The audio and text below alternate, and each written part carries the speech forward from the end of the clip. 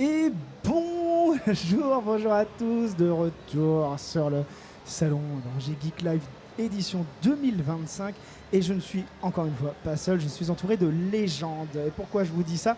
Parce que j'ai Batman Légende avec moi qui est arrivé avec deux artistes. Bonjour. Deux artistes de talent. Voilà, Kathleen. Bonjour. Et Morvan. Salut tout le monde. Je vais vous laisser vous présenter. Éventuellement, Ouais. tu veux faire le lancement? Je peux lancer. Allez, vas-y. Je peux lancer. Effectivement, j'étais là hier pour C'est une ça. interview spécialement sur Batman Legend.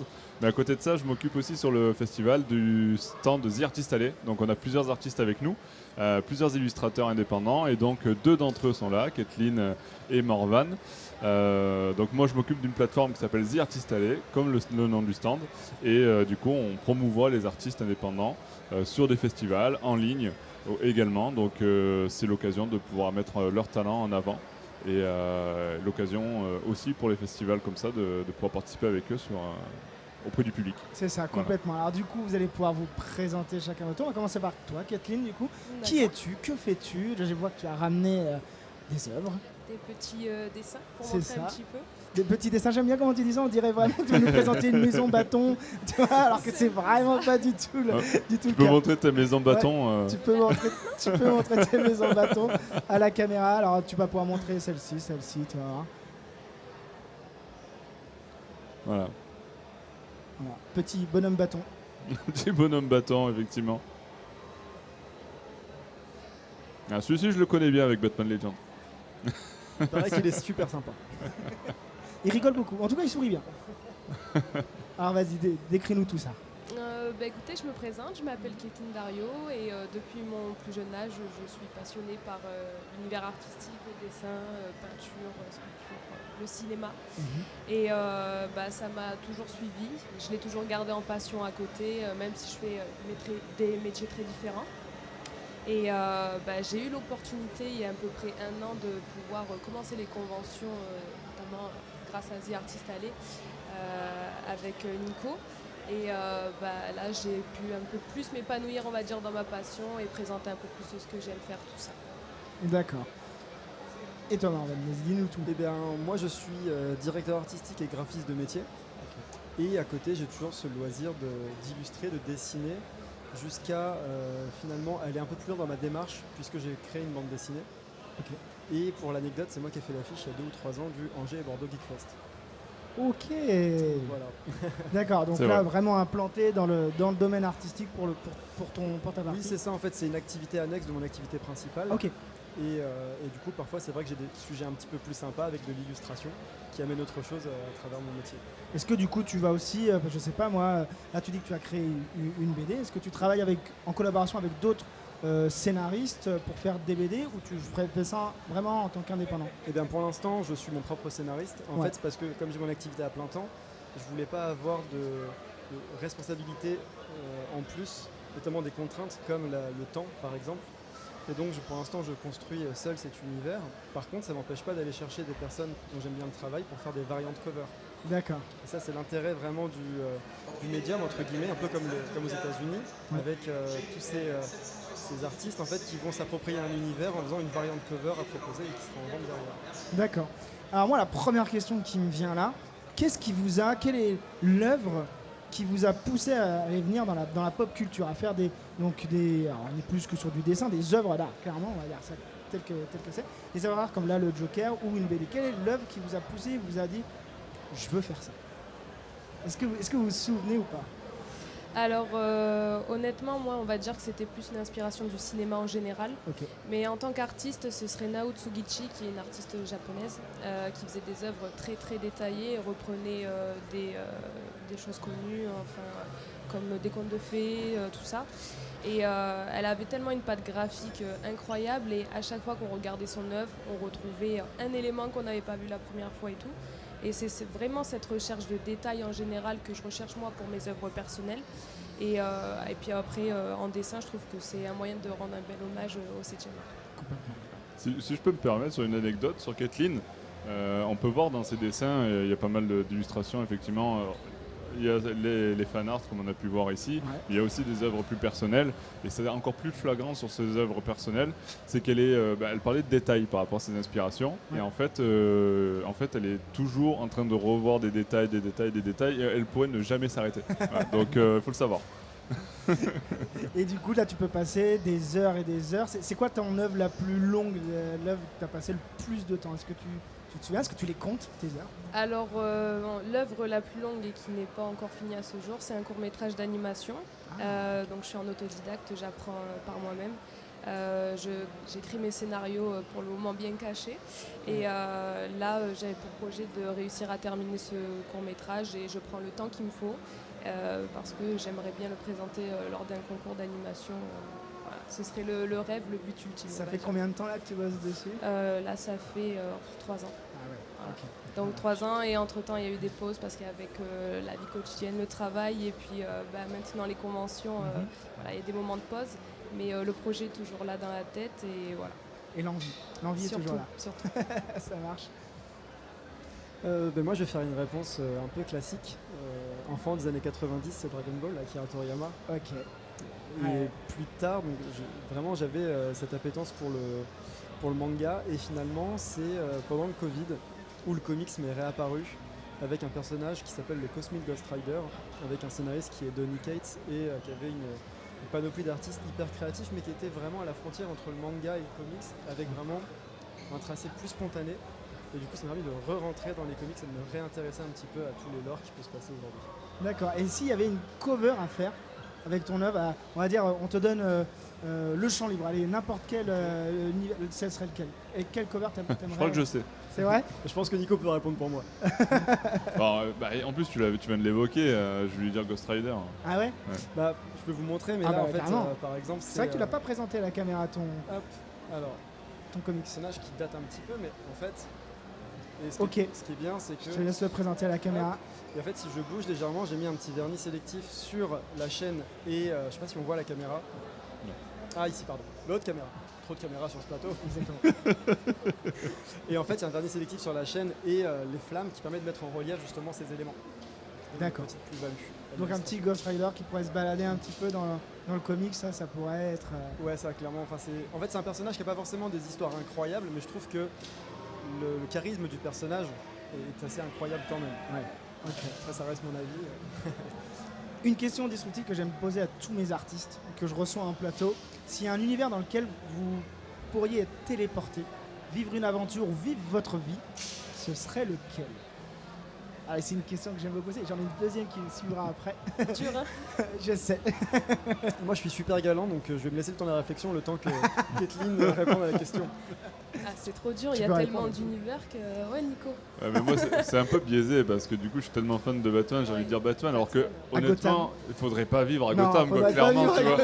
Gotham. Clairement il faudrait pas vivre à Gotham, mais bon c'est un univers qui me passionne tellement personnellement. Avec un super pouvoir?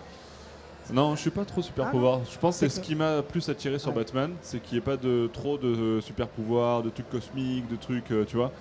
C'est plutôt terre à terre et c'est ce c'est qui vrai. m'a attiré, tu vois, côté détective, Complètement. humain. Bon, ok, il excelle dans tous les domaines, ce Un que petit moi peu. je ne suis pas, mais. Non, mais toi, tu es riche. T'es sûr que c'est ça?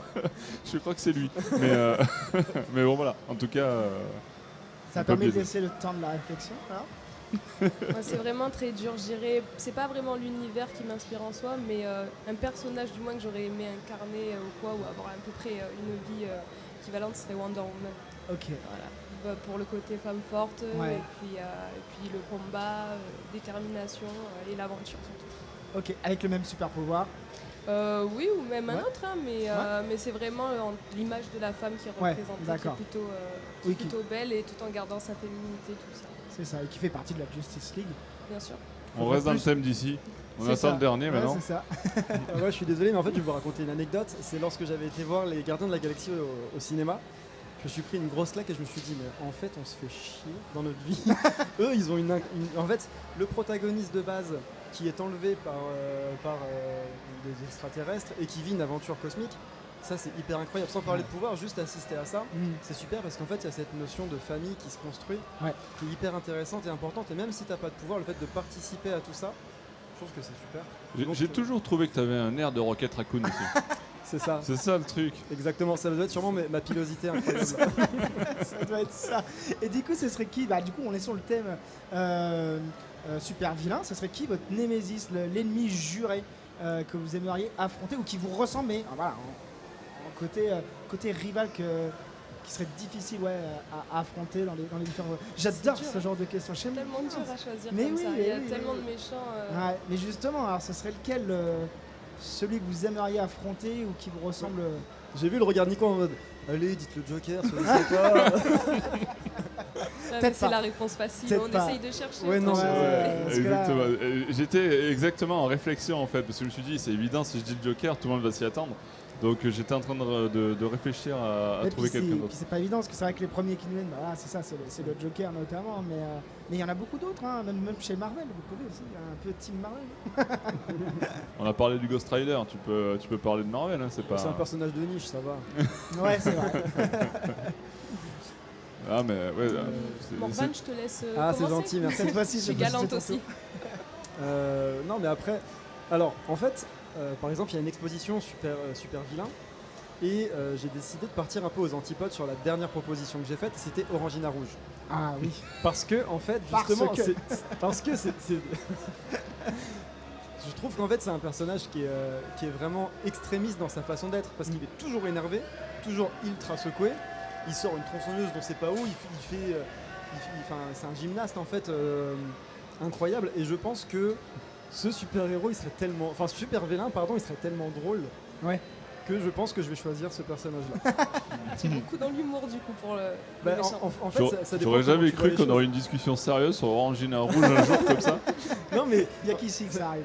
ça dépend comment tu prends la chose. Ça peut être très drôle d'un point de vue extérieur, mais quand tu dois l'affronter, tu dois flipper en vrai. Ah bah ouais, oui, surtout que les premières pubs Orangina à l'époque, moi j'étais gamin quand je les voyais à la télé, je me suis dit mais qu'est-ce qui se passe?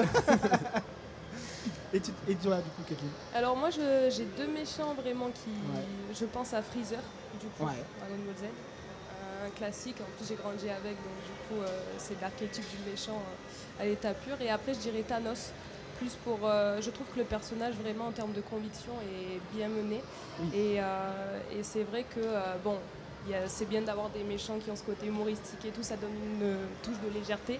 Mais souvent, je suis touchée par des méchants, style le Joker, tout ça, qui psychologiquement ont réellement soit un passé qui les a conduits à devenir comme ça, soit, on va dire, un objectif futur qui les conduit à être comme ça.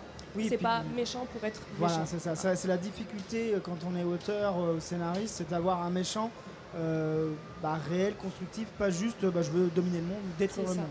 C'est ça. Et c'est vrai que Thanos, à ce niveau-là, il l'incarne parfaitement parce que oui, son objectif, on a presque envie de dire oui, on le ferait presque nous si on pouvait en fait. C'est ça, en fait, C'est- il est un peu compréhensible et l'extrémiste. logique pour la suite des événements, C'est ça. mais c'est lui qui prend la décision, on va dire, délicate pour tout le monde. C'est ça, Bon, puis ça pose la question au final de celui qui regarde l'œuvre ou qui la lit, de se dire ah oui, est-ce que finalement je serais pas tenté de faire ça aussi?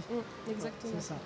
Dans les comics, c'est quand même, il veut annihiler la moitié de la population juste pour draguer la mort. Hein. Oui, dans les comics, mais du coup dans les nouvelles œuvres, oui, ça c'est vrai Là, que... on parle plus sur bon. l'œuvre C'est cinématographique, ça, oui, voilà. mais Et c'est vrai qu'en effet, tu fais bien de le rappeler dans les comics, c'est simplement Un peu différent. un petit peu différent. Ceci dit, c'est remis au goût du jour. par contre, c'est vrai que si on parle de super vilain qui a vraiment une histoire très touchante et poignante, je pense à Mr. Freeze.